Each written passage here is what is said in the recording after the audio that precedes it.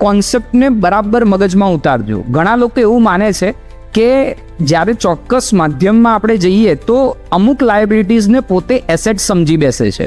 બીજું એક એક્ઝામ્પલ લો તો લેટ્સ સે તમારી પાસે કોઈ એક કાર છે.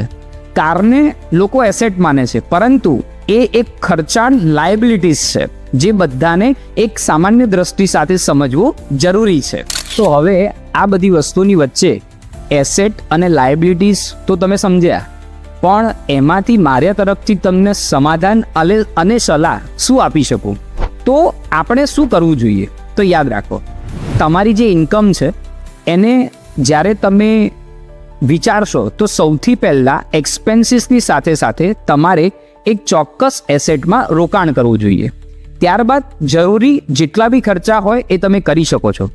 અને યાદ રાખો, જો લક્ઝરી ખરીદવી હોય ને તો હંમેશા એ એસેટમાંથી થતી ઇન્કમમાંથી જ ખરીદો. એટલે કે આપણે એવું કહી શકીએ કે એસેટ છે ને એ ભવિષ્ય માટે સંપત્તિનું નિર્માણ કરે છે, જ્યારે લાયબિલિટીઝ એ આજનું સુખ તો આપશે જ, પણ એ ફરીથી કાલ માટે એક બોજારૂપ બનશે. એ પણ વાત સાચી જ છે.